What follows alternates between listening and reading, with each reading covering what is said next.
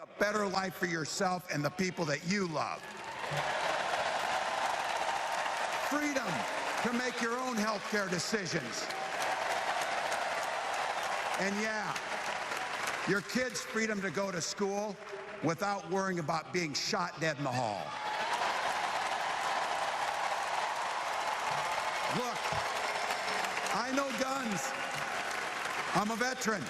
I'm a hunter. And I was a better shot than most Republicans in Congress, and I got the trophies to prove it. But I'm also a dad. I believe in the Second Amendment, but I also believe our first responsibility is to keep our kids safe.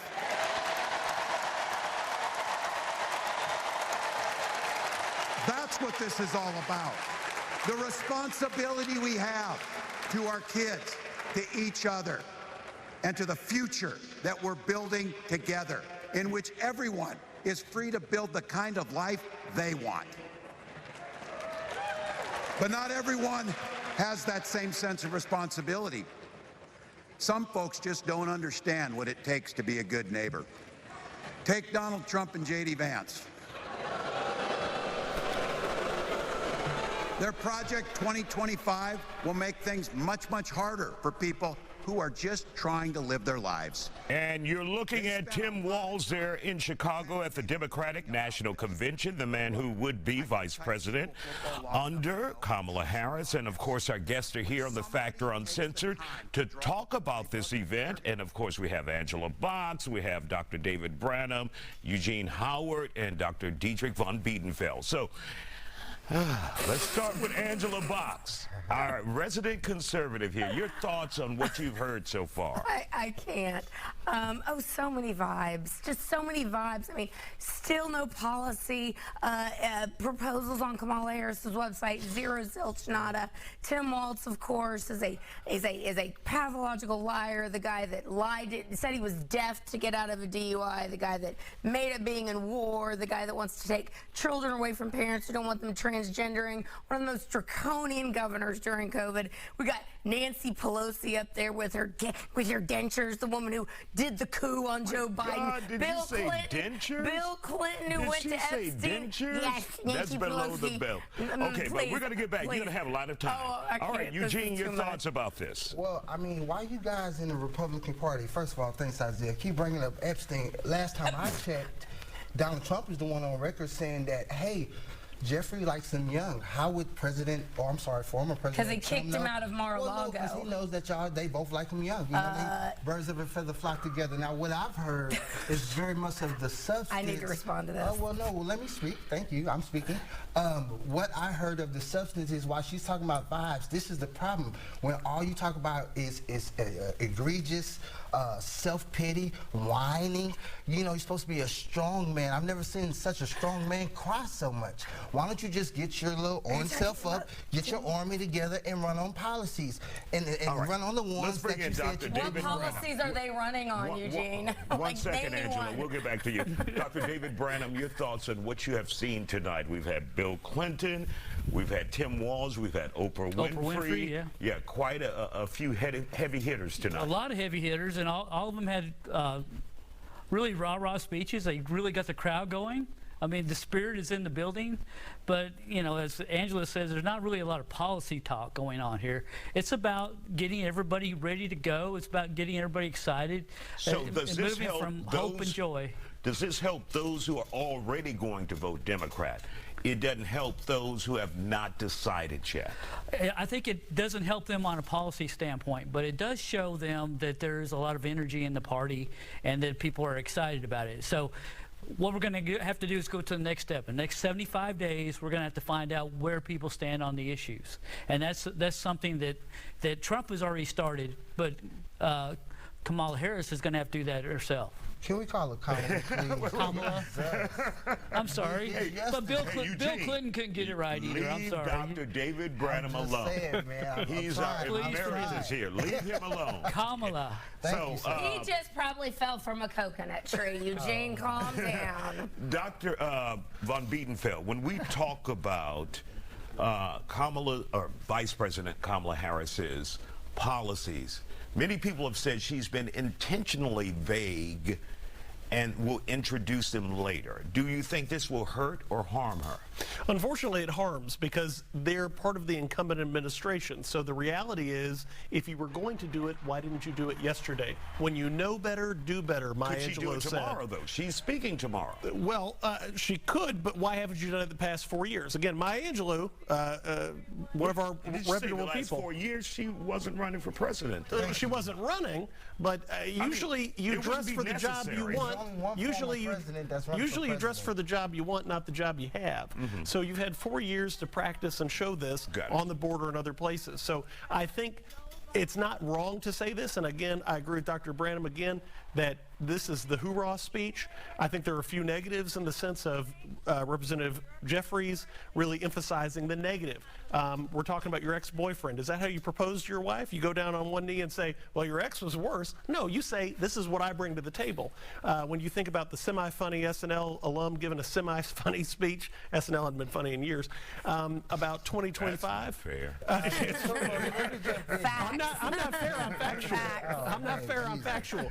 Where is Vice President Harris's 2025 plan, or if she gets a second term, her 2030 plan, right? So we want to see that vision. So I don't think this is necessarily the way to convince swing voters, because the negative is not a way to bring people. But as far as the actual convention goes, bringing Oprah in, former President Clinton, I don't care what anybody says, he and former President Obama, they can draw a crowd. And former President Clinton really resonates. I mean, the only negative thing the press did for him was show that brunette on the camera while he was pausing. Oh my that's God. that's not positive. He's like, get me her number. Shooting tonight, boy. Give me her All number. right, we'll be right back here on The Factor Uncensored. Don't go in. These people are. Man, come on, man. You got to let me fire off on We'll this be one. back. Welcome back to The Factor Uncensored. We continue our coverage with the Democratic National Convention. And, of course, our guests are here. So, Dr. Brenham, let's hear from you. So far, what do we need to hear before the last night? We need to hear some policy positions by our Vice President Harris going forward. What is her policy positions, or what are they going to be? She's changed a lot in little statements that she's put out, but we haven't heard it from her mouth. She's got the platform. Let's hear it from your mouth. Let's tell us what you really want to do. All right, Angela. Oh, I can't wait for Kamala to whip out the Southern black lady accent tomorrow night and maybe pull some hot sauce from her purse a la Hillary Clinton. The woman is a cipher. We have two choices here. She's either a drunk or a moron. Take your pick.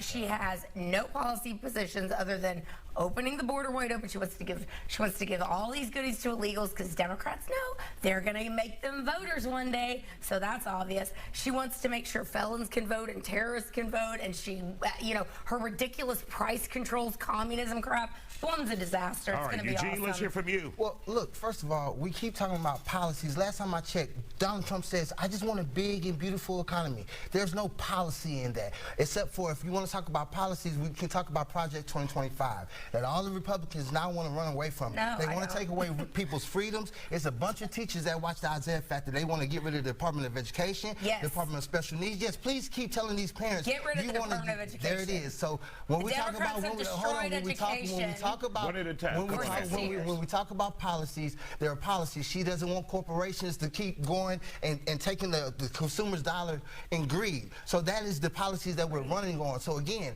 Orange Man doesn't want y'all to fix the border, and he wants crime to be Dr. up Von and it's down. Biesfeld, 30 seconds, please. I think I actually agree with Eugene on this one. We want to hear policies, but not anti-policy. So running against things doesn't tell you what you're for. Anybody can tear a building down. Let's see what you can build up. So I think what we want to see is quantifiable data.